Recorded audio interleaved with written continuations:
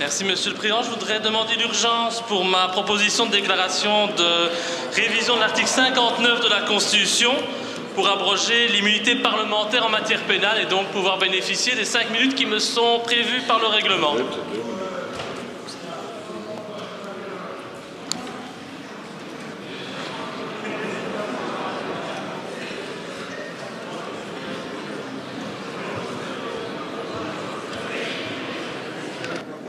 Merci, Monsieur le Président. Un parlementaire, un politicien, un élu est un citoyen comme les autres. Et à ce titre, il n'a pas le droit de jouir de quelque privilège que ce soit. Un homme droit, honnête, un homme qui n'a rien à se reprocher ou à cacher, il n'a pas besoin d'avoir un bouclier magique comme l'immunité parlementaire, véritable privilège digne d'une époque révolue qui lui permet d'échapper aux poursuites judiciaires tant que cette immunité n'est pas levée. Nous bénéficions déjà d'avantages suffisamment larges en tant que députés ou ministres que pour jouir d'une protection juridique qui peut s'avérer alléchante pour celles et ceux qui manquent de valeur, qui manquent d'éthique. Personne n'est parfait. L'erreur est humaine. Cette immunité constitue une tentation inutile, une tentation au vol, à l'évasion fiscale, au mensonge et à d'autres délits. De plus, l'immunité parlementaire est devenue au fil des années une arme politique, permettant de protéger certains élus, les bons petits moutons, ces moutons du système, ou les protéger, les inattaquables, comme Dassault en France ou plus près de chez nous, Elio Di Rupo. Et cette immunité permet aussi d'en attaquer d'autres, bien souvent des députés de l'opposition, qui osent dénoncer les dérives du système, comme M. Jean-Marie De Decker et moi-même, par exemple. Et en ce qui me concerne, je plaide pour que notre rôle de représentant du peuple soit totalement transparent. Je plaide pour que nous n'ayons rien à cacher. Et donc rien à craindre vis-à-vis de la justice, car ce pays doit être dirigé par des gens honnêtes, sincères, courageux, sains d'esprit et libres. Cette protection juridique et l'immunité parlementaire est une insulte à ces valeurs essentielles qui devraient être pour nous tous un objectif à atteindre. Cette immunité vous pousse à la faute. Tout est finalement un petit jeu de pression.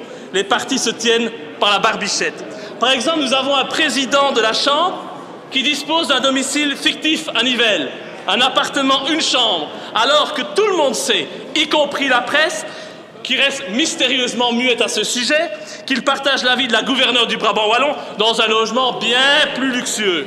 Un chômeur serait rayé du chômage pour un tel comportement.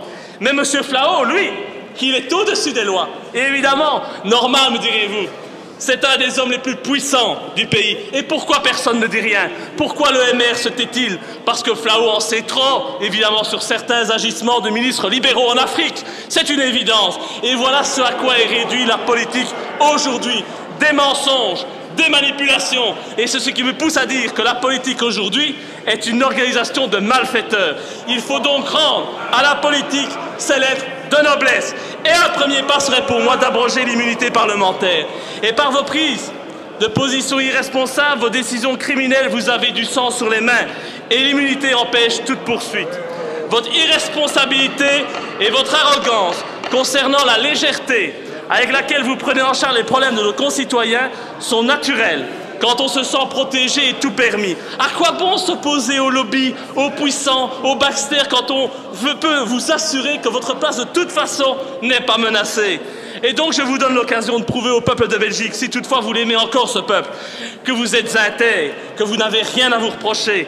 Il faut se distancer des gens qui vendent leur âme au diable, qui vendent notre patrie, nos acquis sociaux et qui sacrifieront tout sur l'autel de leur saine dette, enfants de dame usure, contre qui je me battrai pour sauver ce pays coûte que coûte.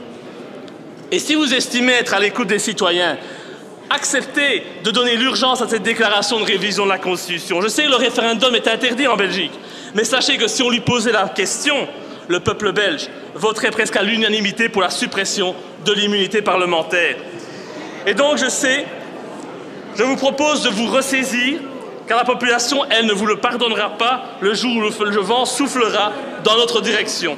Et je voudrais vous laisser méditer sur la citation biblique suivante.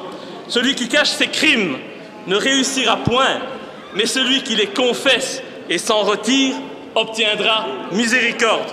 Bien sûr, dans cet hémicycle, je sais que tout le monde est droit. Personne n'est en défaut. Il n'y a donc aucun doute à se faire là-dessus. Et c'est pour cela que je suis persuadé que vous soutiendrez ma déclaration de révision de la Constitution visant à abroger l'immunité parlementaire. C'est aussi simple que ça.